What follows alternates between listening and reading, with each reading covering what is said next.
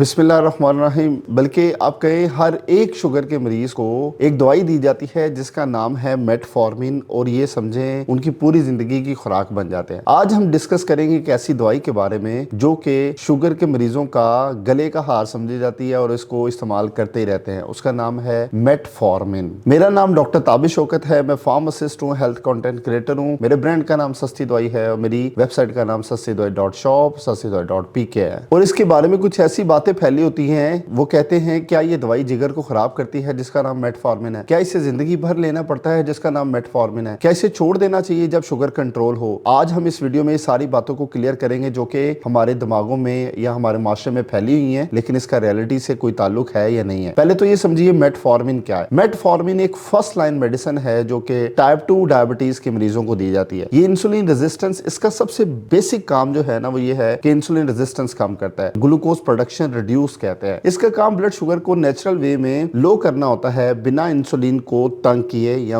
Insulin की मिकदार को बढ़ाए। मेटफॉर्मिन का मैकेनिज्म आसान अल्फाज में मैं अगर आपको समझाऊं तो वो ये है, सोचिए आपका लीवर एक शुगर फैक्ट्री है। मेटफॉर्मिन उस फैक्ट्री की प्रोडक्शन को स्लो कर देता है, साथ ही साथ ये आपकी बॉडी के सेल्स को इंसुलिन के लिए ज्यादा सेंसिटिव बनाता है। इस वजह से होता क्या है वो सुने, जो ग्लूकोज है वो बेटर अंदाज से यानी कि अच्छे तरीके से इस्तेमाल भी हो रहा होता है। क्या मेटफॉर्मिन हर मरीज के लिए जरूरी है? ये तो एक सवाल है ना जो कि आपको पूछ लेना चाहिए और मैं आपको बताता हूँ। मैं इसका जवाब देता हूँ नहीं। लेकिन अगर आपका शुगर लेवल फास्टिंग में 120 से ज्यादा है या आपका HbA1c 6.5 से ज्यादा है और आप इंसुलिन रेजिस्टेंस में हैं, तो डॉक्टर अक्सर आपको फर्स्ट लाइन मेडिसिन में जो लिख के देते हैं वो मेटफॉर्मिन है। अब हम इसकी वो बातें जानने की कोशिश करते हैं जो कि एक नाम से जानी जाती हैं, जिसका मतलब है साइड इफेक्ट। हर दवाई जो भी बंदा खाता है, चाहे वो सप्लीमेंट क्यों नहीं खा रहा, वो एक चीज को याद करेगा कि ये हमारी बॉडी में कोई साइड इफेक्ट या नुकसान तो नहीं देता। तो सबसे पहले जो इसका आम सिम्टम आता है वो आता है पेट का दर्द। वो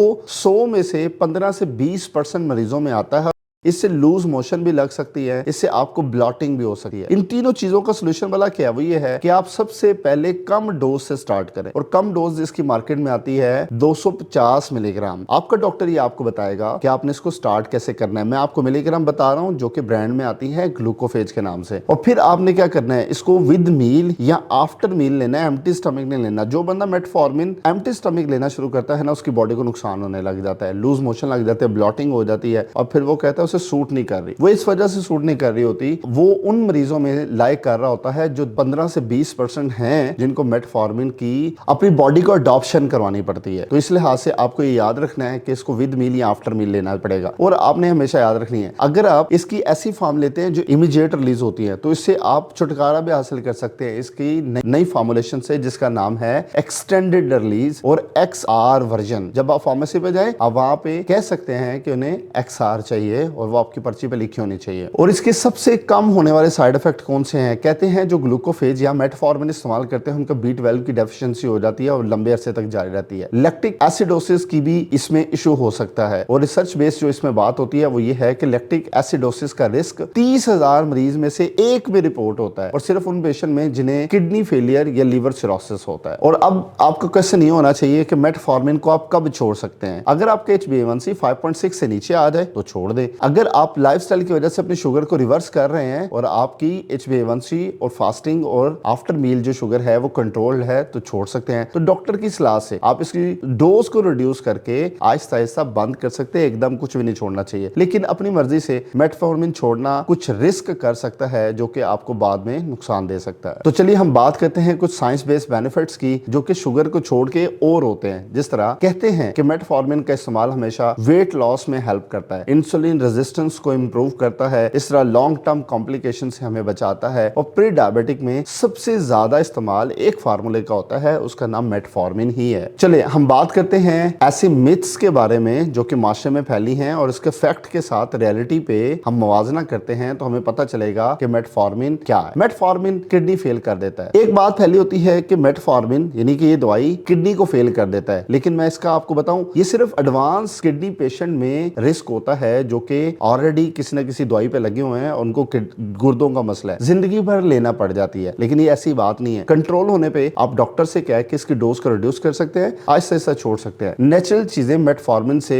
बेहतर हैं, जिस तरह ये कुदरती तौर पे सपोर्ट कर रही होती हैं। लेकिन ये याद रखें, ये इसका टोटल रिप्लेस नहीं है। हमेशा कोशिश करें दवाई के साथ आप अपनी नेचुरल थेरेपी जारी रखें, जिससे आप ज्यादा ओवरकम होंगे और आप दोनों को छोड़ सकते हैं। कम से कम मेटफॉर्मिन तो छोड़ सकते हैं ना। अगर मेरी तरफ से आपको एडवाइस किया है, अगर आप मेटफॉर्मिन ले रहे हैं तो आपने क्या करना है, हर 6 महीने में B12 का लेवल चेक कराना है, किडनी फंक्शन को हमेशा चेक करवाते रहना है। दूसरा, और डोज को अपने डॉक्टर के साथ मिलकर एडजस्ट करते रहें। अगर कोई साइड इफेक्ट हो तो XR वर्जन पे आप शिफ्ट हो जाए, ठीक है, क्योंकि इमीडिएट रिलीज कई दफा आपको सूट नहीं कर रही होती। और ये सारी की सारी जो मैंने आपको बताई, ये ADA की गाइडलाइन है, CDC डायबिटिक मैनेजमेंट की रिपोर्ट है, और BMG से मैं आपको रेफरेंस लेके बता रहा हूँ। NCBI ये अदारे हैं कुछ जो कि सारी चीजों को रिसर्च करके बताते हैं और मैं आप तक कन्वे कर रहा हूँ। आज का जो कॉल टू एक्शन है वो ये है कि आप मेटफॉर्मिन ले रहे हैं, आपको कभी इस दवाई से कोई प्रॉब्लम हुई है, अपना एक्सपीरियंस कमेंट के अंदर लिखें और आप ये वीडियो शेयर करें ताकि दूसरे लोगों तक पहुंचे और उन्हें फायदा हो सके। तो ये था मेरा टॉपिक एक दवाई के ऊपर जिसका नाम है मेटफॉर्मिन, और जो शुगर में फर्स्ट लाइन ऑफ थेरेपी के लिए इस्तेमाल होती है और आप उसे रेगुलर बेसिस पे इस्तेमाल करते हैं। और मेरा मकसद था आपको इसके बारे में अच्छी इंफॉर्मेशन देना, आप तक पहुंचाना। तो मैं आपका शुक्रगुजार हूं। अल्लाह हाफिज।